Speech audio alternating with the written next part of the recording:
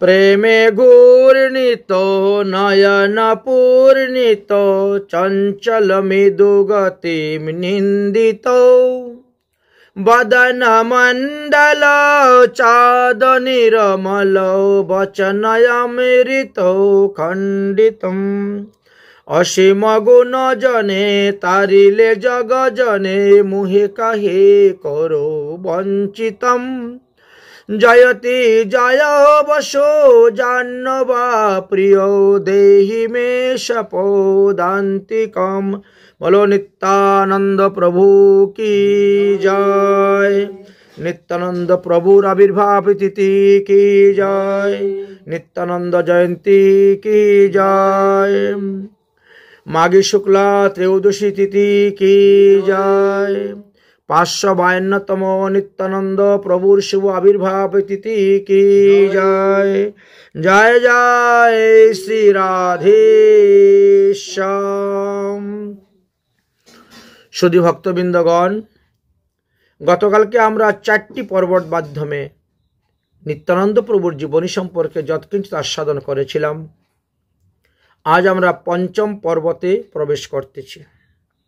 গতকালকে আমরা নিত্যানন্দ প্রভুর তীর্থ ভ্রমণ করতে করতে শ্রীধাম বৃন্দাবনে গিয়ে পৌঁছেছেন এবং বৃন্দাবন থেকে নবদ্বীপের হরিধ্বনি সংকীর্তন শ্রবণ করে তিনি নবদ্বীপে এসেছেন এবং নন্দন আচার্যের গৃহে এসে অবস্থান করতেছেন। কেউ তিনাকে জানে না তিনি যে এসেছেন, কারণ এত বড় একজন মহাজন এসেছেন, কিন্তু এখানে কোনো আরম্ভ প্রারম্ভ নেই। তিনি গুপ্তভাবে এসে গুপ্তভাবেই বসে আছেন। তার পরবর্তী বিষয় থেকে আমরা আলোচনা করব, কারণ গতকালকে এটুকু পর্যন্ত আমাদের আলোচনা হয়ে গিয়েছিল। এদিকে কি হয়েছে, নবদ্বীপে মহাপ্রভু প্রকাশ হয়ে গেলেন।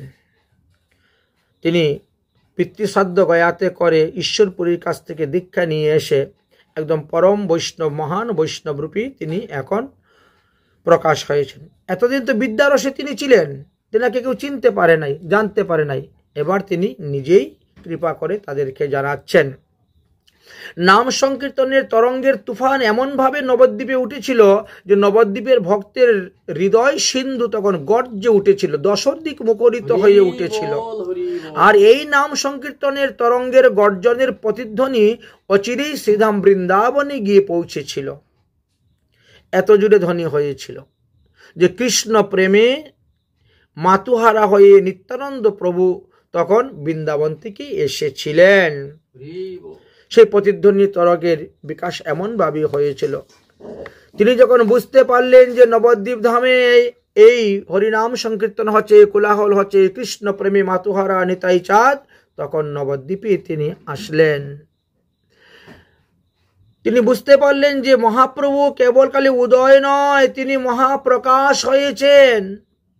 তাই নিত্যানন্দ প্রভু মুহূর্ত কালও বিলম্ব করলেন না, তীর্থভ্রমণ কার্য সমাপ্ত করিয়া তিনি চলে আসলেন। আর এসে তিনি কি করলেন, এসে তিনি নন্দন আচার্যের গৃহে বসে রইলেন। কিন্তু তিনি বসে থাকলে কি হলো, অন্তর্যামী ভগবান তো সবই জানেন, মহাপ্রভু সবই জানেন, কিন্তু জানা সত্ত্বেও তিনিও চুপ হয়ে আছেন। কারণ একটা শুভ মুহূর্তে, শুভ সময়ে তিনাকে আমি প্রকাশ করব, এই জন্য। তো মহাপ্রভু পরের দিন সব বৈষ্ণবদেরকে নিয়ে বসেছেন, আলাপ আলোচনা করতেছেন। করতে করতে মহাপ্রভু এবার কথা তুলছেন যে গতকালকে রাত্রে আমি একটা স্বপ্নে দেখেছি। মহাপ্রভু তাদের সঙ্গে কথা বলতেছেন, যে কথাটা চৈতন্য ভাগবতের মধ্যলীলার 3য় অধ্যায়ের 141 নম্বর পয়ারের মধ্যে লেখা আছে। সবাকার স্থানে প্রভু কহেন আপনে, আজি মুই দেখেনু এক অপূর্ব স্বপ্নে। আমি একটা অপূর্ব স্বপ্ন দেখেছি। সেই স্বপ্ন বৃত্তান্ত শোনার জন্য সবাই তখন আগ্রহ প্রকাশ করলেন। তাহলে বলুন তো আপনি গতকালকে রাত্রে কি স্বপ্ন দেখেছেন, কি অপূর্ব স্বপ্ন দেখেছেন? তখন বলছেন যে একখানা তালধ্বজ রথ আমার বাড়ির দরজার সম্মুখে এসে দাঁড়িয়েছে। সেই রথের উপরে এক প্রকাণ্ড কলেবর মহাপুরুষ তিনি বসে আছেন। সেই মহাপুরুষের স্কন্দিতে একটি বিশাল স্তূপ ছিল, অর্থাৎ ওই যে লাঙ্গল, বলরামের কাঁধে লাঙ্গল থাকে তো সেরকম বলছেন। হ্যাঁ, বিশাল একটা স্তম্ভ ছিল। তাহার বাম হাতের মধ্যে আবার একটা বাঁশের দণ্ডও ছিল, বাম হাতের মধ্যে। আর ডাইন হাতের মধ্যে একটা কমণ্ডল ছিল। পরিধানে তার নীল বস্ত্র। এই জন্য দেখেন নিত্যানন্দ প্রভুর যত ফটো দেখবেন সবার মধ্যে ধুতিটা কিন্তু নীল থাকে, উত্তরীটা নীল থাকে, বুঝেছেন? নীল বস্ত্র। আচ্ছা, মাথার মধ্যে একটা পাগড়ি বান্ধা ছিল তিনার, সেটাও কিন্তু নীল বস্ত্রই ছিল পাগড়িটা। তিনার কিন্তু এক কানের মধ্যে কুণ্ডল দুদুল্যমান, বাম কর্ণে সুন্দর একটা কুণ্ডল দুদুল্যমান দুলছিল। কি যে অপূর্ব শোভা, আপনাদেরকে কি বলবো। আমরা যেমন শাস্ত্র পড়ি, শাস্ত্র পড়ে যেমন জানতে পারি ব্রজের বলরামের চেহারা, ঠিক তেমনি ভাবে তিনি যেন ব্রজের বলরাম বা বলদেব। তিনি আমার নিকটে আসিয়া তিনি বলিতে লাগিলেন যে নিমাই পণ্ডিতের, এটা কি নিমাই পণ্ডিতের বাড়ি, এটা কি নিমাই পণ্ডিতের বাড়ি, আমাকে তিনি জিজ্ঞাসা করছেন। তখন আমি বললাম, হ্যাঁ আজ্ঞে, এটাই আমাদের বাড়ি, নিমাই পণ্ডিত। কিন্তু আপনি কে, চিনতে তো পারলাম না। তদুত্তরে তিনি বললেন যে আগামীকাল সকালে আমাকে চিনতে পারবে, আমার পরিচয়টা আগামীকাল সকালেই আমি দিব। এই কথা বলেই সেই মহাপুরুষ সেখান থেকে অদর্শন হয়ে গেলেন। আমারও স্বপ্নে ভেঙে গেল, আমি আর কিছু বুঝতেই পারলাম না। অতএব হে বৈষ্ণবগণ, এবার তোমরা যাও, তোমরা গিয়ে সমস্ত নবদ্বীপ তন্ন তন্ন করে খুঁজে বেড়াও, নিশ্চয়ই সেই মহাপুরুষ নবদ্বীপে আসিয়াছেন, নিশ্চয়ই তিনি নবদ্বীপে কোথায় না কোথায় আছেন, কোথায় না কোথায়ও তিনি আছেন, সন্ধান করতে হবে। অতএব আজকে তোমরা চিরুনি তল্লাশি আরম্ভ করো, নবদ্বীপের অলি গলি খুঁজতে যাও। সঙ্গে সঙ্গেই বৈষ্ণবগণ বেরিয়ে পড়ে গেলেন নবদ্বীপের অলিগলি খুঁজতে। হরিদাস ঠাকুর পর্যন্ত গিয়েছিলেন নিত্যানন্দ প্রভুকে খোঁজার জন্য, শ্রীবাস পণ্ডিত গিয়েছেন, অন্যান্য মহাপ্রভুর পরিকরগণ গিয়েছেন, কিন্তু 9 ঘন্টা খোঁজাখুঁজি করার পরেও তারা কোথায়ও কোনো সন্ধান পেলেন না। এইটুকু নবদ্বীপকে 9 ঘন্টা খুঁজেছেন, কত লোকে তন্ন তন্ন করে খুঁজেছেন, কিন্তু কোথায়ও পেলেন না। না পেয়ে তারপরে বিকালবেলায় সে এবার মহাপ্রভুকে জানাচ্ছেন, কি বৈষ্ণব, কি সন্ন্যাসী, কি গৃহস্থের ঘর, এমনকি পাষণ্ডীর ঘর মোরা দেখিনু সকল। সাধুর বাড়ি তো দেখছি, ত্যাগীর বাড়িও দেখেছি, গৃহস্থের বাড়িও দেখেছি, এমনকি পাষণ্ডী যারা তাদের বাড়িতেও দেখলাম। এইভাবে 9 ঘন্টা ঘুরলাম, কিন্তু কোথায়ও পেলাম না। চাহিলাম সর্ব নবদ্বীপ যার নাম, সবে মাত্র চাহি প্রভু না গিয়া অন্য গ্রাম। নবদ্বীপের দর্শন হয়েছে, কিন্তু অন্য গ্রামে গিয়ে যায়নি। এখন নবদ্বীপ বলতে কিন্তু এখানে শুধু খালি অন্তদ্বীপকে বোঝানো হচ্ছে। নবদ্বীপ হলো 9টা দ্বীপের সমাহার। নবদ্বীপ, নদিয়া, 9টা দ্বীপ নদিয়ার। তো 9টা দ্বীপের মধ্যে এই একটা দ্বীপ হলো অন্তদ্বীপ, আর এই অন্তদ্বীপে মহাপ্রভু জন্মগ্রহণ করেছেন, আর এটাকে আমরা নবদ্বীপ নামে জানি, এটাকে নবদ্বীপ বলা হয়ে থাকে। তো বলছেন যে আমরা নবদ্বীপটা দেখেছি, অন্য কোনো গ্রামে আমরা যাই নাই, দেখি নাই। ইহা শুনি মহাপ্রভু কিঞ্চিত হাসলেন, হেসে বললেন, তোমরা 9 ঘন্টা খুঁজেও তাকে দেখতে পাও নাই, কিন্তু তিনি তো আসিয়াছেন এটা নিশ্চিত, কারণ আমার স্বপ্ন তো বৃথা হতে পারে না। ভোরবেলা স্বপ্ন দেখেছি, এই স্বপ্ন সত্য হবেই হবে। অতএব তিনি নিশ্চয়ই গুরু অবস্থায়, মানে গোপনীয় অবস্থায় তিনি কোথায় আছেন। আচ্ছা, তোমরা যখন খুঁজে পেলে না, তা চলো আমার সঙ্গে। মহাপ্রভু কিন্তু কোথায় খুঁজলেন না, সোজা গিয়ে উপস্থিত। অন্তর্যামী ভগবান তো, তিনি সব জানেন। তোমরা যখন খুঁজে পেলে না, তাহলে চলো আমার সঙ্গে। এই বলে মহাপ্রভু উঠলেন আর হরিনাম সংকীর্তন করতে করতে রওনা হলেন। সদল বলে হরিনাম সংকীর্তন করতে করতে সোজা গিয়ে মহাপ্রভু নন্দনাচার্যের গৃহেতে উপস্থিত। গিয়ে বলেন, দেখো তো ওই যে দেখা যাচ্ছে মহাপুরুষ, দেখিয়ে দিলেন।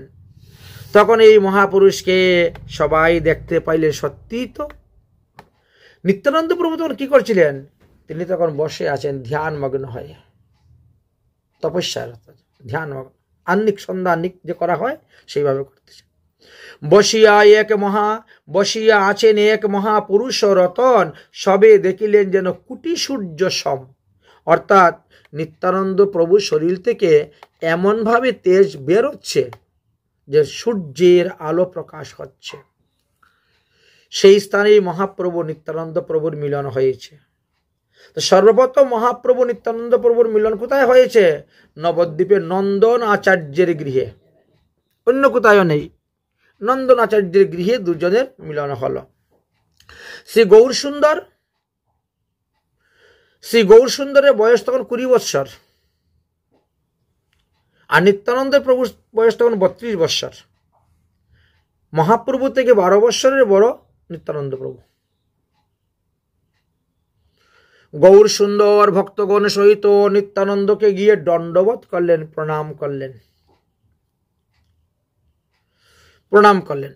নিত্যানন্দ প্রভু তখন আসন থেকে উঠে গিয়ে তাদেরকে দণ্ডবোধ করলেন, প্রণাম করলেন।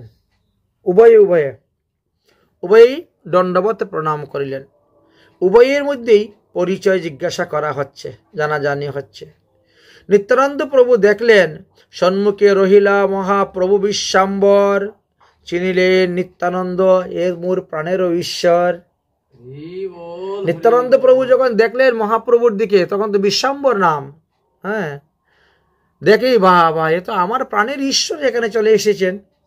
হ্যাঁ, নিত্যানন্দ মহাপ্রভুকে দেখিয়া পাথরের মতো স্তম্ভিত হইয়া রইলেন। অপলক দৃষ্টিতে, অপলক নয়নে তিনি মহাপ্রভুকে দর্শন করতেছেন, আস্বাদন করতেছেন। তখন মহাপ্রভু শিবাস পণ্ডিতকে আদেশ করলেন, শিবাস পণ্ডিত, তুমি ভাগবতের একটা শ্লোক পাঠ করো, না হলে এর সমাধি ভাঙবে না। এত অপলক দৃষ্টিতে স্তম্ভিত হয়ে আছে, হাত নড়ে না, পা নড়ে না, চোখ নড়ে না, চোখের পাতা নড়ে না, একেবারে স্তম্ভিত হয়ে গেছে। অতএব তুমি ভাগবতের একটা শ্লোক বলো, তাহলেই দেখবেন নিত্যানন্দ প্রভুর এই স্তম্ভনটা ভেঙ্গে যাবে। মহাপ্রভুর আদেশ পেয়ে শিবাস পণ্ডিত তখন ভাগবত থেকে একটি শ্লোক তুললেন, বিবৃত করলেন। কোনটা? ভগবান শ্রীকৃষ্ণ গোচারণ করে যখন বলরামকে সঙ্গে করে নিয়ে উত্তর গৃষ্টে যাচ্ছেন, সেই শ্লোকটা বলছেন। বরহা পীরং নটবর বপু কর্ণয় কর্ণিকারং বিবিরদাসং কনাক কপিসং বৈজয়ন্তী চমালম রন্ধানবেনু অদর সুদয়া পুরয়ং স্তগুপ্পবৃন্দে বৃন্দাবনং সপাদ রমণং প্রবিশন্তি গতিকৃতি। এই শ্লোক যখন উচ্চারণ করলেন আর নিত্যানন্দ প্রভুর কানে গিয়ে ওই শব্দটা পৌঁছে গেল, তখন তিনি প্রেমেতে হা কৃষ্ণ বলতে বলতে নৃত্য করতে করতে মূর্ছিত হয়ে ভূমিতে পড়ে গেলেন। মহাপ্রভু শিবাস পণ্ডিতকে বলছেন, পুনর এই শ্লোক আবৃত্তি করো। আর শিবাস পণ্ডিত পুনঃ সেই শ্লোক উচ্চারণ করিতে লাগিলেন। কিছুক্ষণ পরে নিত্যানন্দ প্রভুর বাহ্যদশা ফিরে পেলেন, আর তিনি হা কৃষ্ণ বলে নৃত্য করতে লাগলেন। কেহই নিত্যানন্দকে সামলাতে পারছেন না, অর্থাৎ নিত্যানন্দ প্রভুর নৃত্যটাকে কেহই বন্ধ করতে পারছেন না, কোনো অবস্থাতেই সেই নৃত্যটা বন্ধ হচ্ছে না। বেশ কিছুক্ষণ নৃত্য করলেন। মহাপ্রভু নিজেই তখন নিত্যানন্দ প্রভুকে ধরলেন, ধরার সঙ্গে সঙ্গেই নৃত্য বন্ধ হয়ে গেল। মহাপ্রভু নিত্যানন্দ প্রভুকে কুলে নিলেন। এবার নিত্যানন্দ শান্ত হয়ে গেলেন, কারণ যাকে পাওয়ার জন্য এত কুচ্চ সাধনা, যাকে পাওয়ার জন্য 12 বৎসর বয়সে গৃহত্যাগ করেছেন, করে সমস্ত তীর্থ ভ্রমণ করেছিলেন, আজ তাহার ফল তিনি হাতে নাতে পেয়ে গেলেন। কারণ সেই মহাপ্রভু আজ তিনাকে সহস্তে ধরে কোলে তুলে নিয়েছেন, আর তো পাওয়ার কিছু বাকি রইল না। তাই মহাপ্রভু নিত্যানন্দকে কোলে নিয়ে এখন নিত্যানন্দকে স্তুতি করতেছেন, নিত্যানন্দের মহিমা এদেরকে প্রকাশ করে শোনাচ্ছেন। চৈতন্য ভাগবতের মধ্যলীলার 4th অধ্যায়ের এই বিষয়ে আলোচনা করা আছে। 37 নম্বর পয়ার থেকে 42 নম্বর পয়াস পর্যন্তই নিত্যানন্দের স্তুতি বলা হয়েছে। কিভাবে বলছেন? বুঝিলাম ঈশ্বরের তুমি পূর্ণ শক্তি, তোমা জানে সেই জীবই পায় কৃষ্ণ ভক্তি। এই যে নিত্যানন্দ দেখছেন, ইনি কোনো সাধারণ ব্যক্তি নয়, ইনি ভগবানের পূর্ণ শক্তি। তাহলে মহাপ্রভু কি? পূর্ণতম শক্তি, পূর্ণ, পূর্ণতর, পূর্ণতম। বুঝতে পেরেছেন? মহাভাগ্য দেখিলাম আসিয়া তোমারও চরণ, তোমা ভজিলে সেই পাইব কৃষ্ণ প্রেমধন। তাই নিত্যানন্দ প্রভুকে যে ভজন করবে, নিত্যানন্দ প্রভুর যে সেবা করবে, নিত্যানন্দ প্রভুর যে মন্ত্র গায়ত্রী জপ করবেন, তিনি কৃষ্ণ প্রেমধন অবশ্যই পাইবেন, অবশ্যই পাইবেন।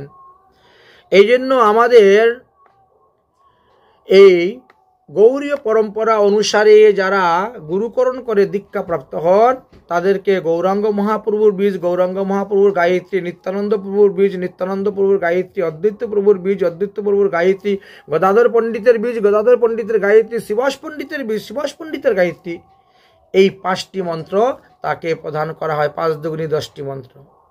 যদি এই 10টি মন্ত্র সে নাই পাইল, তাহলে সে কিসের গৌরীয় বৈষ্ণব হইল?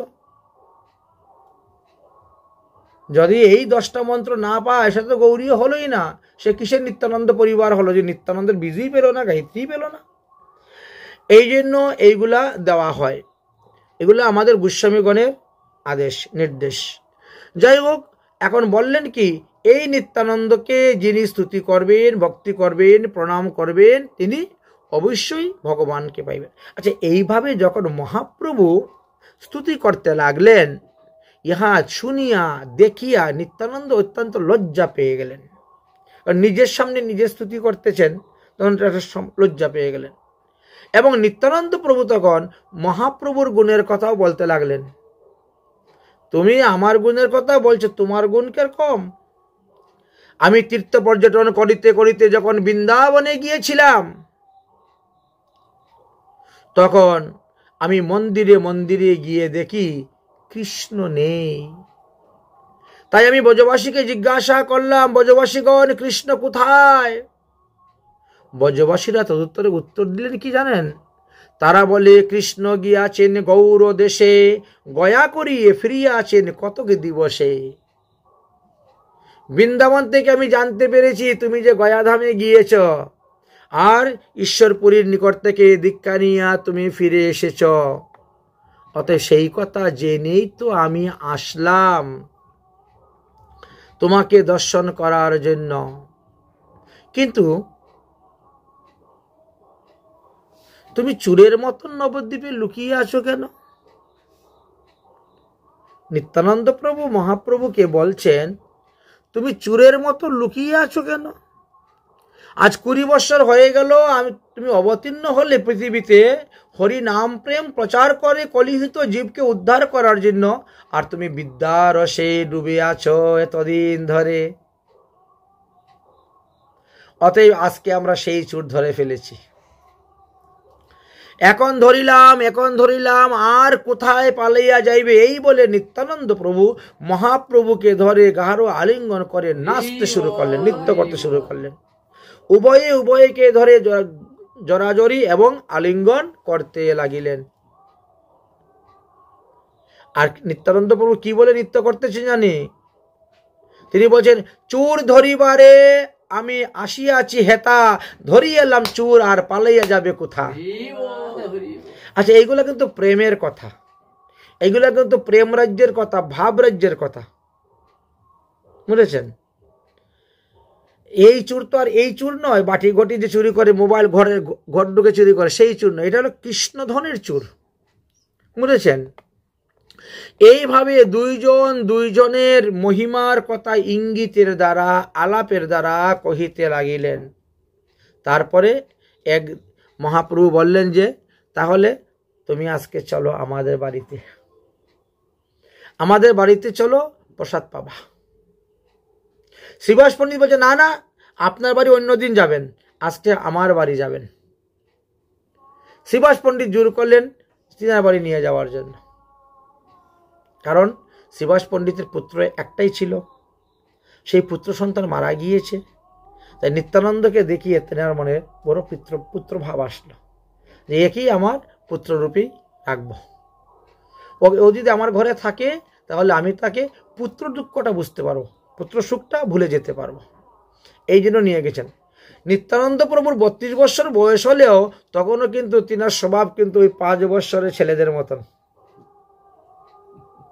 ওই বালকদের সঙ্গে খেলাধুলা করেন, গল্প করেন, কথা বলেন, নাচেন, হাসেন, গান।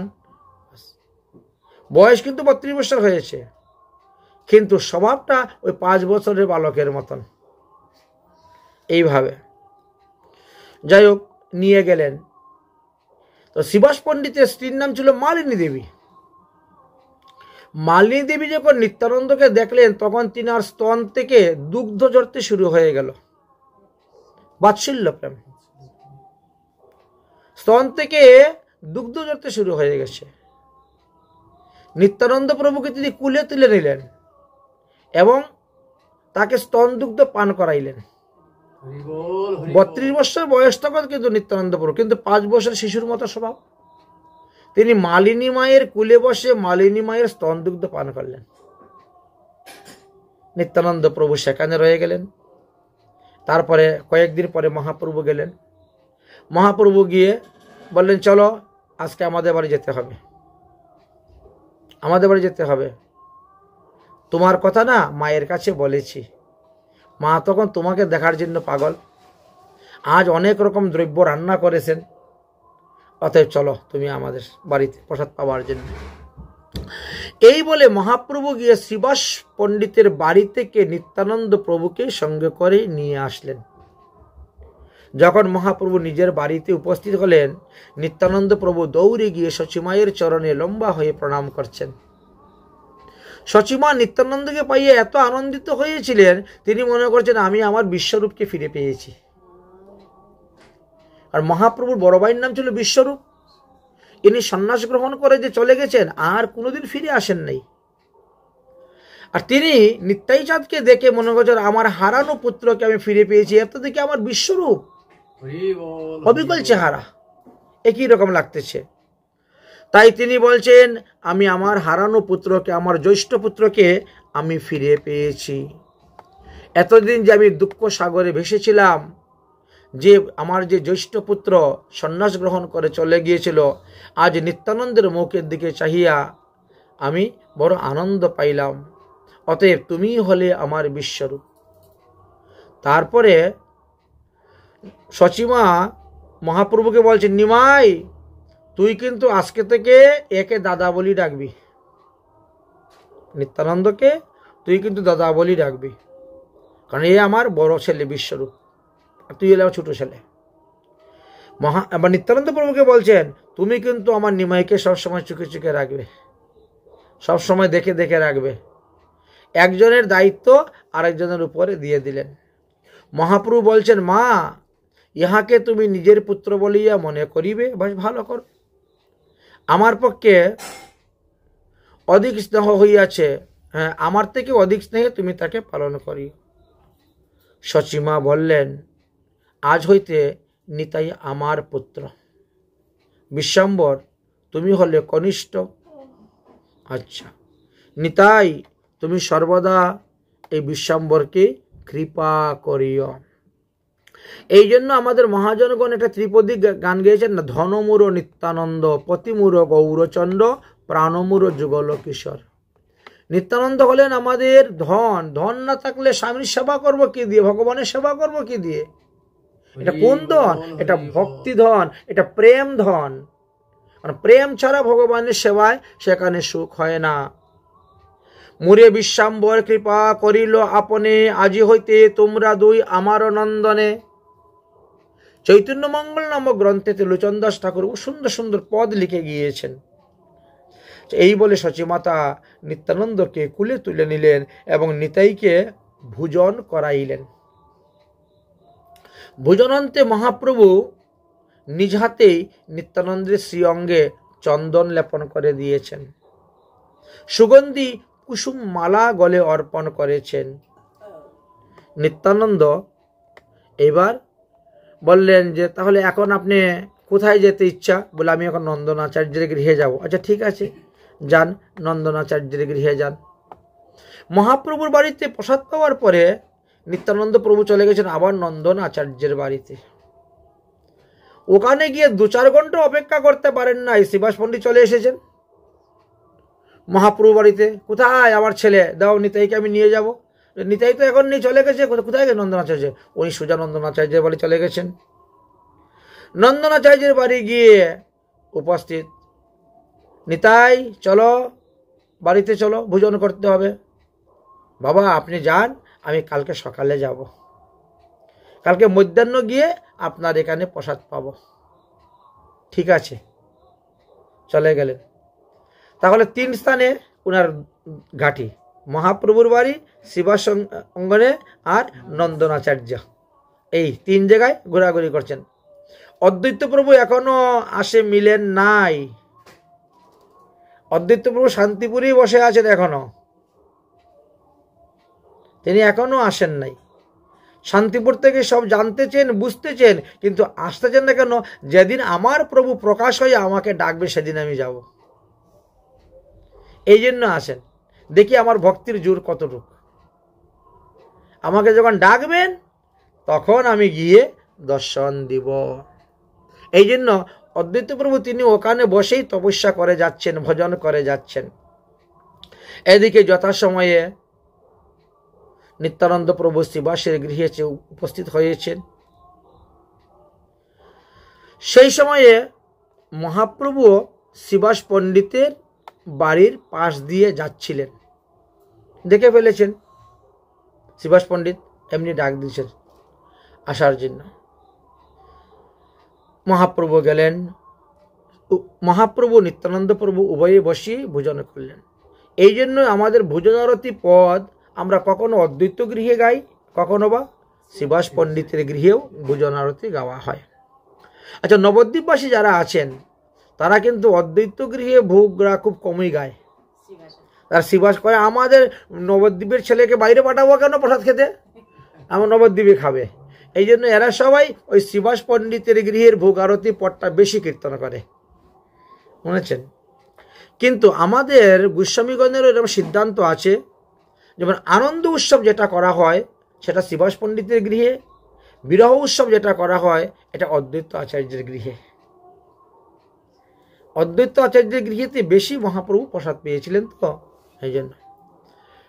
আচ্ছা, যাই হোক, শ্রীমন নিত্যানন্দ বলিলেন, তুমি আমার জন্য এত পরিশ্রম করে এত এত কিছু কেন রান্না করেছ? যাই হোক, উভয়ে মিশে বসলেন, প্রসাদ আদি পেলেন। প্রসাদ পেয়ে এইবার কি করেছেন? মহাপ্রভু সরভোজ রূপ প্রকাশ হয়েছেন শ্রীবাস অঙ্গনে। শ্রীবাস অঙ্গনে মহাপ্রভু সরভোজ রূপ ধারণ করেছেন। অতি উল্লাসের সহিত মন্দিরের ভিতরে নিত্যানন্দ প্রভুকে নিয়ে গেলেন।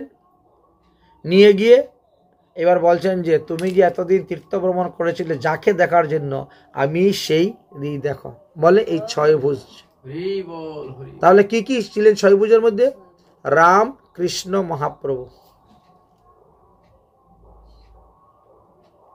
তীর্ধনু আছে, বাসিও আছে, বেত্রও আছে, আবার দণ্ড কমণ্ডলে সন্ন্যাস ভেষ আছে। দেখাচ্ছেন সরভুজ, সরভুজ দেখাচ্ছেন। সেই কণে মহাপ্রভু প্রকাশ হইলা, এক অঙ্গে 3 অবতার দেখাইলা। রামকৃষ্ণ গৌরাঙ্গ দেখি দিব্য তনু, পশ্চাৎ দেখিলেন নব কিশোর রাধা কানু। প্রথমে 3 রূপ দেখাইলেন আর তারপরে তিনি যুগল রূপ দেখাইলেন। কেন? যে রাধা কৃষ্ণের মিলিত তনুই তোমার গৌর সুন্দর, এই জন্য দেখাইলেন। গোবিন্দের গো, রাধার রা, এই যে গোরা তার প্রমাণ হয়ে গেল।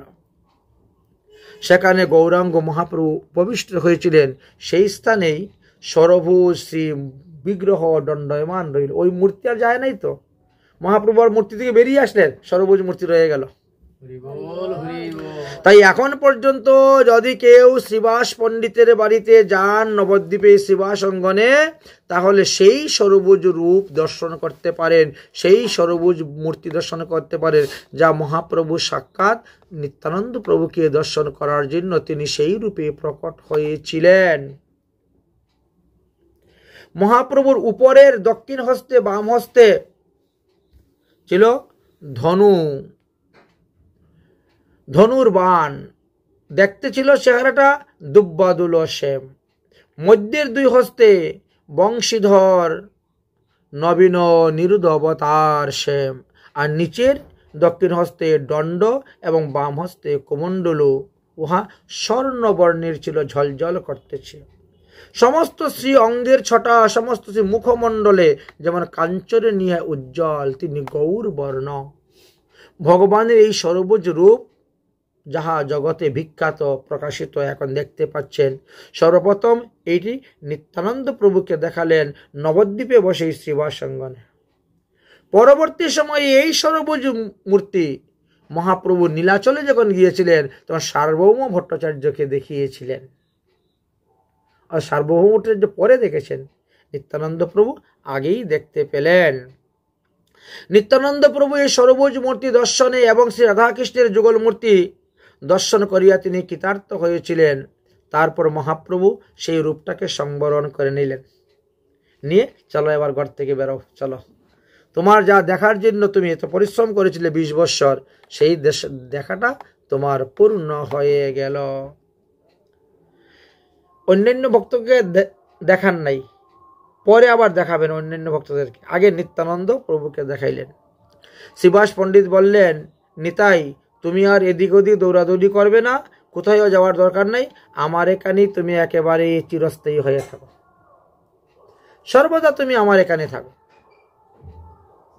আমার এখানে খাবে, আমার এখানে শুবে, আমার হয় প্রয়োজন হয় যাবে, কারো বাড়ি যাবে, ঘুরতে যাবে, আসবে, কিন্তু আমার এখানে থাকতে হবে, আমার এখানেই খেতে হবে, আমার কথা দাও।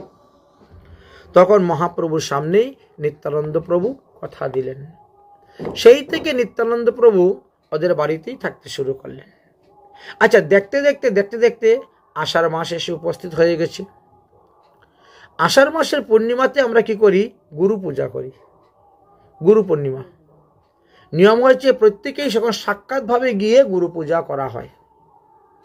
এদের বিশেষভাবে গুরু পূজার একটা মাহাত্ম্য আছে, মহিমার কথা আলোচনা করা আছে, এটা বিশেষভাবে গুরু পূজা। তো নবদ্বীপবাসী ভক্তগণ সবাই তো তখন প্রেমানন্দে মত্ত হয়ে আছেন, সবাই হরিনাম সংকীর্তন চলতেছে, অন্যান্য দিনের ন্যায় সেইভাবে হচ্ছে। এইবার মহাপ্রভু বলছেন, এই আগামী কল্য কিন্তু আমাদের গুরু পূজার দিন পড়েছে,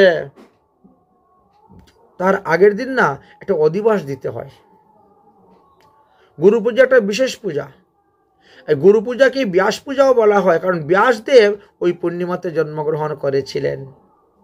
আর ব্যাসদেব তো আমাদের জ্ঞান গুরু, তিনি যদি এই 18 পুরাণ লিখে না যেতেন, আমরা কোথার থেকে জানতে পারতাম এই ভগবানের লীলা? বেদ বেদান্ত আমরা কোথার থেকে জানতে পারতাম? আর তিনি তো ভগবানের অবতার, 17 নম্বর অবতার, আবার তিনি আমাদের জ্ঞানদ গুরু। তাই বলছেন ব্যাস পূজার অধিবাসের ব্যবস্থা করতে হবে, ব্যাস পূজা করতে হবে।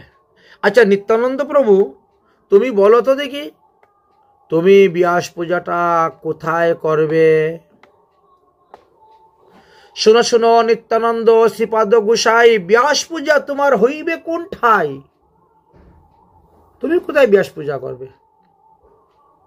তদুত্তরে নিত্যানন্দ প্রভু শ্রীবাস পণ্ডিতের হাত ধরে দেখাইছেন, আমি এই বাড়িতেই আছি, এই বাড়িতেই থেকে ব্যাস পূজা করব। মহাপ্রভু বলছেন, শ্রীবাস তোমার ঘাড়ে এখন কত বড় দায়িত্ব পড়ল, তোমার স্কন্ধে একটা গুরু দায়িত্ব ভার পড়ে গেল, এবার তুমি কি করবে বলো তো? ব্যাস পূজার তো একটা খরচ আছে,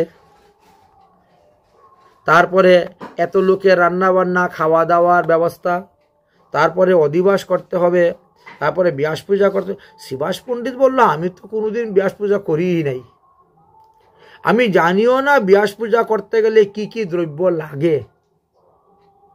এবার আপনি কৃপা করে আমাকে বলুন কি কি লাগবে। মহাপ্রভু বলেন, একখানা বস্ত্র লাগবে, যজ্ঞসূত্র লাগবে, চন্দন লাগবে, ঘি লাগবে, পান সুপারি লাগবে, 5 প্রকার ফল, 5 প্রকার মিষ্টি লাগবে। আচ্ছা, তখন শিবাস পণ্ডিত বলছে, এই সব তো ঘরে, আমার ঘরেই আছে সব কিছু এগুলা। তাহলে কি নাই? বলে, পুঁথি তো নাই, ব্যাস পূজার যে পদ্ধতি, যে গ্রন্থ, সেই গ্রন্থ তো নাই, কোন মন্ত্রে ব্যাস পূজা করতে হয় সেটা তো নাই। এবার পুঁথি একখানা সংগ্রহ করতে হইবে, তাহলেই তো আমাদেরও ব্যাস পূজাটা বা ধুমধাম ভাবে করতে পারি। মহাপ্রভু বললেন, আমি তো সাক্ষাৎ আছি, চিন্তা নাই, আমি মন্ত্র বলে দিব আর তোমরা সবাই পূজা করে নিবা। 1 বছর করলেই তোমরা দেখে নিবা কিভাবে ব্যাস পূজা করতে হয়। এই মন্ত্রগুলা আমাদের ভাগবতের প্রথমেই দেওয়া আছে, ব্যাসদেবকে কিভাবে পূজা করতে হয় সেই মন্ত্রগুলো এই শ্রীমদ্ ভাগবত মহাপুরাণের প্রথম খণ্ডেতে এইসব আলোচনা করা আছে, দেওয়া আছে। কারণ ভাগবত পূজা করতে গেলেই তো আগে ব্যাস পূজা করেই তো ব্যাস গদ্দিতে ভাগবত বসাইবেন, তবে তো ভাগবত পাঠ করবেন, দেওয়া আছে। যাই হোক, মহাপ্রভু বললেন, ঠিক আছে, তাহলে আর কোনো চিন্তাই নেই। তাহলে শিবাস পণ্ডিত আপনি কাজ করুন, সমস্ত বৈষ্ণবদেরকে নিমন্ত্রণ দিয়ে দেন, আজকে রাত্রি অধিবাস, কলা গাছ রোপণ করুন, 2টা ঘট স্থাপন করেন, আমের পাতা নিয়ে আসেন, বনমালা তৈরি করেন, পুণ্যঘট স্থাপন করে আজকে অধিবাস হবে, কালকে ব্যাস পূজা হবে। আগের মানুষ জানতোই না, দেখেছেন মহাপ্রভু এসে কত কিছু আমাদেরকে শিখিয়ে দিয়ে গেলেন। যাই হোক, মহাপ্রভু বললেন, ঠিক আছে, তাহলে আমি এখন মন্দিরে চললাম, সন্ধ্যার সময় অধিবাসের সময় আমি আসব। শিবাস পণ্ডিত তখন সমস্ত বৈষ্ণবদেরকে নিমন্ত্রণ পাঠাইলেন, চতুর্দিকে অধিবাস কীর্তনের নিমন্ত্রণ দিলেন। যথাসময়ে বৈষ্ণবগণ ভক্তগণ সবাই শিবাস পণ্ডিতের গৃহে এসে সমাবেত হইলেন।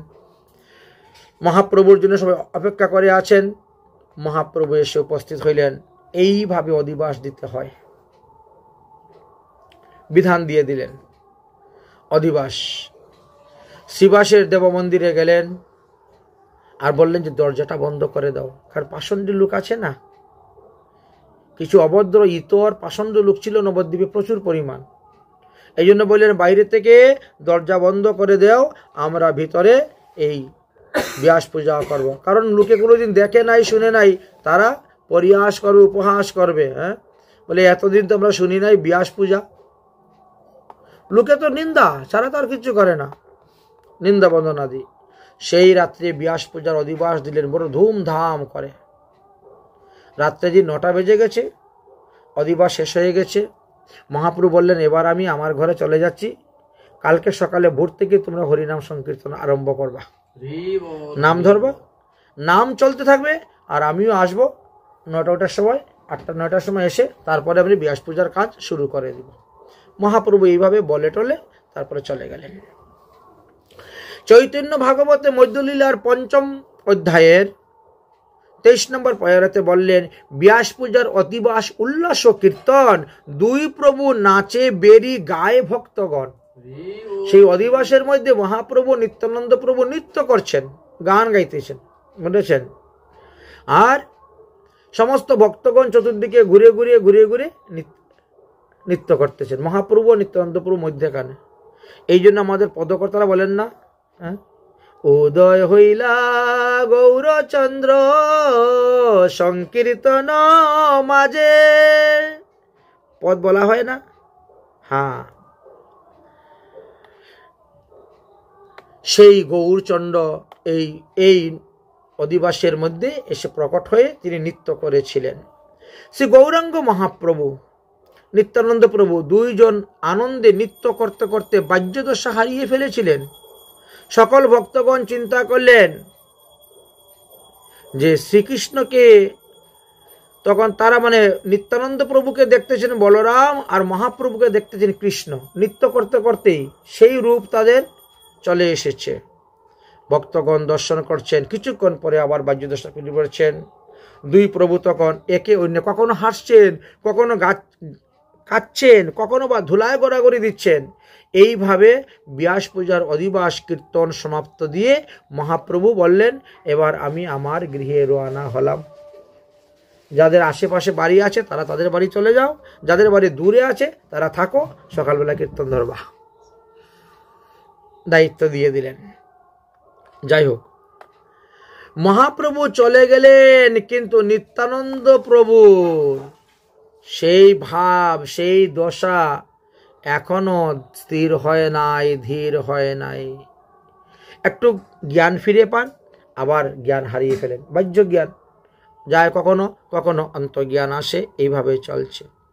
এইভাবে হতে হতে হতে হতে রাত্রে প্রায় 3টা, 3:30, 4টা বেজে গেছে, ভোরবেলা শেষ হয়ে গেছে। এমন সময় নিত্যানন্দ প্রভুর যেন কি মনে হলো, নিজের দণ্ড নিজে ভেঙে দিয়েছে, সন্ন্যাস দণ্ড। নিজের কমণ্ডলু নিজে আছড়াতে শুরু করেছেন মাটির মধ্যে, করি একেবারে চ্যাপ্টা করে দিয়েছেন, ভেঙে দিয়েছেন। কত রাত্রি নিত্যানন্দ হুঙ্কার করিয়া নিজ দণ্ড কমণ্ডলু ফেলিলেন ভাঙ্গিয়া। তিনি যে অবধূত বেশ নিয়েছিলেন, সন্ন্যাসের উপরে অবধূত, বুঝেছেন, সেই বেশে সেই দণ্ড, সেই কমণ্ডলু সব ভেঙে ফেলে দিয়েছেন। কারণ ভগবানকে পেতে গেলে সন্ন্যাস গ্রহণের প্রয়োজন হয় না, দণ্ড কমণ্ডলের প্রয়োজন হয় না, ভজনটাই আসল। তো সেই ভগবানকে যখন আমি পেয়েই গেলাম, সর্বজ রূপে পেয়েই গেলাম, সবই পেয়ে গেলাম, তা আমার দণ্ড কমণ্ডল বহন করার কি দরকার? এই জন্য তিনি নিজেরটা নিজে ভেঙে দিয়েছে। শিবাস পণ্ডিত মাথায় সর্বনাশ হয়ে গেছে। রাত পোয়ালে পরে কীর্তন, এত বড় উৎসব, আর নিত্যানন্দ তো পাগল হয়ে গিয়ে কি করতেছে। তখন তিনি ছোট ভাই রামাই পণ্ডিতকে বললেন, তুমি তাড়াতাড়ি গিয়ে মহাপ্রভুকে বলো আর তার নিয়ে আসো। এখন কি বিধান, কি করার, দণ্ড ভাঙলে পরে কি করতে হয়, কমণ্ডলু ভাঙলে কি করতে হয়। বাবা, আমরা গৃহস্থ মানুষ, সন্ন্যাসের এত কিছু জানি না। আর মহাপ্রভু তো সাক্ষাৎ ভগবান, তিনার কাছে তো সব বিধান আছে, বিধি আছে, তিনি যা বলবেন তাই। তিনি কর্তুম অকর্তুম সব করতে পারেন। তিনি যেটা বলবেন এটাই বিধি, যেটা বলবেন এটাই বিধান, আমরা এটাই করব। অতএব যাও, গিয়ে নিয়ে আসো। মহাপ্রভুকে নিয়ে আসলেন। মহাপ্রভু এসে দেখে নিত্যানন্দ এখনো ভূমে গড়াগড়ি করতেছে, হাত কাঁদতেছে, হা রাধে, হা কৃষ্ণ বলে। কখনো বা হাসতেছে, কখনো বা গলাগলি করছে, কখনো বা দণ্ডের পাশে যাচ্ছে, কখনো কুমণ্ডলের কাছে যাচ্ছে, আবার ধরে আছাড় মারতেছে, আবার ধরে আছাড় মারতেছে। মহাপ্রভু তখন নিকটে গিয়ে দাঁড়াইলেন। দাঁড়িয়ে এবার তিনি ধরলেন, শান্ত হয়ে গেল। বললেন যে এক কাম করে, দণ্ড কমণ্ডলু গঙ্গার জলে ভাসিয়ে দাও, আর নিত্যানন্দকে নিয়ে গঙ্গাতে ভালো করে স্নান করিয়ে নিয়ে আসো। সারা রাতে ধুলায় গড়াগড়ি করে কান্নাকাটি করতে করতে একাকার হয়ে গেছে শরীর। যাও, আর আমি এবার ব্যাস পূজার জন্য বসতেছি, ব্যাস পূজার উপকরণগুলো নিয়ে আসো। আমি এক একটা মন্ত্র বলে এক একটা দ্রব্য অর্পণ করে ব্যাস পূজা করি। মহাপ্রভু আরম্ভ করলেন ব্যাস পূজা।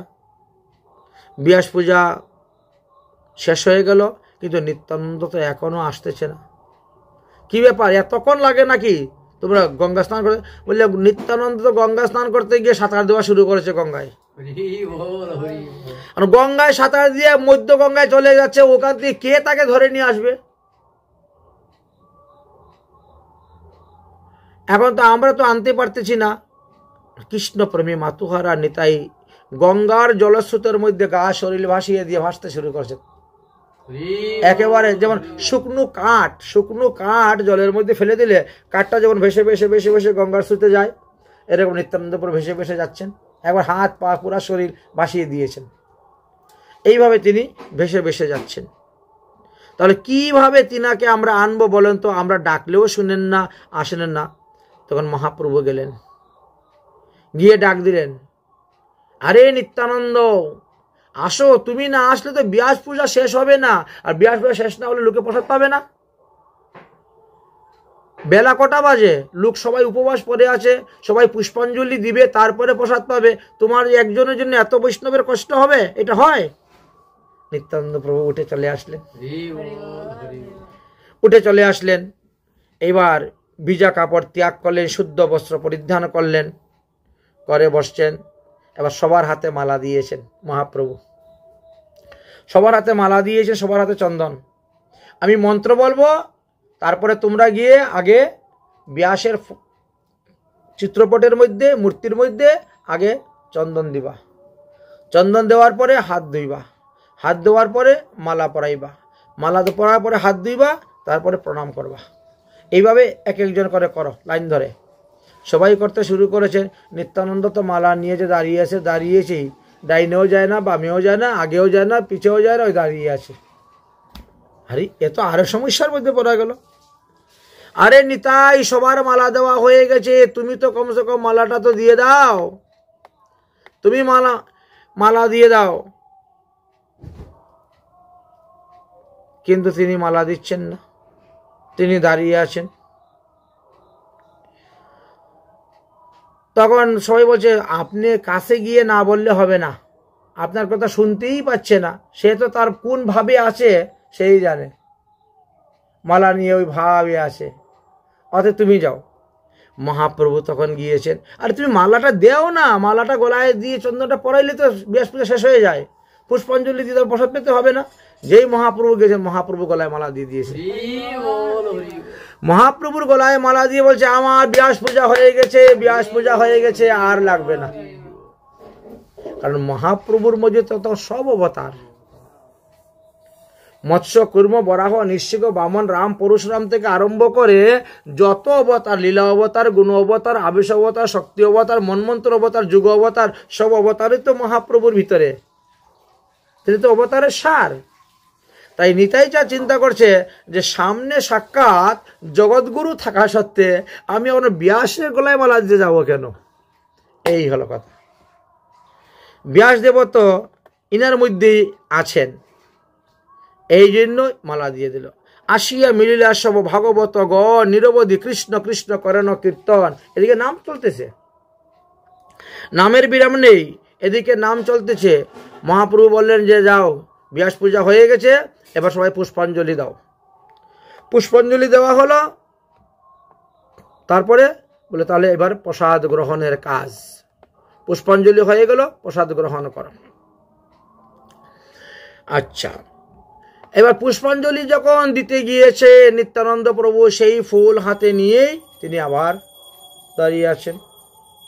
সবাই গিয়ে ব্যাসের মূর্তিতে পুষ্পাঞ্জলি দিয়েছে, আর নিত্যানন্দ প্রভু মহাপ্রভুর চরণেই পুষ্পাঞ্জলি দিয়ে দিয়েছেন। তখন মহাপ্রভু আবার সরবুজ মূর্তি হয়ে গেলেন। তখন সবাই দেখতে পেল। প্রথমটা কিন্তু একমাত্র নিত্যানন্দ থেকে যেন কেউ দেখেন নাই, কিন্তু যেদিন গুরু পূজা হলো, গুরু পূর্ণিমা, আষাঢ় পূর্ণিমা, সেই দিন কিন্তু সবাই দেখতে পেলেন। সেটা সবাই দেখতে পেলেন। মহাপ্রভু তখন শঙ্খ, চক্র, গদা, পদ্ম, শ্রীহল, মুসল দিয়ে রূপ ধারণ করেছেন। চৈতন্য ভাগবতের মধ্যলীলার ৫ম অধ্যায়ের ৯২ নম্বর শ্লোকে পয়ারেতে এই কথা আলোচনা করে গিয়েছেন। নিত্যানন্দ প্রভু এবং ভক্তগণ সেই রূপ দর্শন করিয়া বড় কৃতার্থ হয়ে গেলেন। তখন হরিনামের ধ্বনি, হরিধ্বনি, কৃষ্ণ নাম আরো উচ্চস্বরে হইতে লাগিল। কিছুক্ষণ পরে মহাপ্রভু আবার প্রকৃত অবস্থায় ফিরে আসলেন। আবার যেই মহাপ্রভু সেই মহাপ্রভু হয়ে গেলেন। নিত্যানন্দ প্রভু তো সেই রূপ দর্শন করে নৃত্য করতে করতে আবার মূর্ছিত হয়ে ভূমিতে পড়ে গেছিলেন। মহাপ্রভু নিত্যানন্দ প্রভুকে তুললেন, তুলে বললেন, আমি তোমাকে সঙ্গে নিয়ে এখন হরিনাম প্রচার করব। এবার হরিনাম আর আমাদের গৃহের মধ্যে, গণ্ডির মধ্যে থাকবে না। এবার সমস্ত নবদ্বীপে, সমস্ত নগরে প্রচার করব। পৃথিবীতে আছে যত নগরাদি গ্রাম, সর্বত্র মোর নাম হইবে প্রচার। বলে দিলেন এবার। সবার প্রতি মহাপ্রভু বলিলা বচন, পূর্ণ হইল ব্যাস পূজা করহ কীর্তন। ব্যাস পূজা পূর্ণ হয়ে গেছে, আর ব্যাস পূজা করতে হবে না, এবার কীর্তন করো, প্রসাদ গ্রহণ করো। সেই সময়ে মহাপ্রভু নিত্যানন্দ প্রভু শিবাস অঙ্গনে কৃপা করিয়া স্থান লইয়াছিলেন। সেই সময়ে শিবাসের স্ত্রী মালিনী যৌবন অতিবাহিত হয়ে তো বৃদ্ধ হয়ে গিয়েছিল, কিন্তু তিনি সেই নিতাই গৌরাঙ্গকে দর্শন করে তিনার স্তন দুগ্ধ নিঃসরণে হইতে আরম্ভ হলো। তখন তো কোনো সম্ভবই নাই, বয়স অনেক হয়ে গেছে, স্তন দুগ্ধ কোথার থেকে আসবে? কিন্তু নিতাই চাঁদকে দেখা মাত্র তাহার মনে হইত যেন নিতাই যেন তিনার গর্ভজাত শিশু, গর্ভজাত সন্তান। তাই নিতাই যখন শিশুর মতন আচরণ করতেন, তখন তো তিনি আরও বাৎসল্য প্রেমে পাগল হয়ে যেতেন। তাই নিতাইকে কুলে তুলে নিয়ে বসতেন। মালিনী মনে করিতেন নিতাই যেন স্তন পানের জন্য ব্যাকুল হইতেছে, তাই পুত্র স্নেহে তাহাকে স্তনদান করাইতেন। এবং এইভাবে উল্লেখ করা আছে, নিতাই দেখিলে মালিনীর স্তন ঝরে, বাল্যভাবে নিত্যানন্দ স্তনপান করেন। শিশুর ন্যায় তিনার আচার আচরণ হতো। যাই হোক, নিত্যানন্দ শিবাস পণ্ডিতকে বাবা বলে ডাকতেন, আর মালিনীকে মা বলে সম্বোধন ডাকতেন। মালিনী মা হাত দিয়ে তুলে ভাত খাওয়াইতেন নিত্যানন্দকে। সে 32 বছর বয়সে, তখনও তার শিশু ভাব, বাৎসল্য প্রেম রসের সেবা করতেন। তাই তিনি নিজের হাতে কত রকম রান্না করতেন, করে নিতাই চাঁদের ভোজন দিতে নিত্যানন্দকে ভোজন করাইতেন। এইভাবে বাৎসল্য প্রেমে বহুদিন তাদের গত হয়ে গেল। একদিন মহাপ্রভু শিবাসকে পরীক্ষা করার জন্য একটা ছলনা করলেন। শিবাস পণ্ডিতকে পরীক্ষা করার জন্য কি বললেন? হে শিবাস পণ্ডিত, তুমি এই অবধূতকে তোমার ঘরে থাকার জন্য স্থান কেন দিয়েছ? নিত্যানন্দের কথা বলতেছেন, পরীক্ষা করার জন্য কেন তুমি স্থান দিয়েছ? আচ্ছা, এই বেচারা যে এসেছে, কোনোদিন জিজ্ঞেস করছো তার জাতটা কি? সে কোন জাতের, সে কোন গোত্রের, সে কোন বংশে জন্মগ্রহণ করেছে, তার বাড়ি কোথায়, তার জাত, তার বংশ, তার কুল কোনোদিন জিজ্ঞেস করেছ? শিবাস কইবে, না তো, আমি জিজ্ঞেস করি নাই। তো কেন করলে না? আর না করে তারে পুত্ররূপে তারে রাখলে, তারে তোমাদের ঘরে রেখেছ, এটা কি ঠিক হয়েছে? আরে এতে তো তোমার ব্রাহ্মণত্ব নষ্ট হইবে।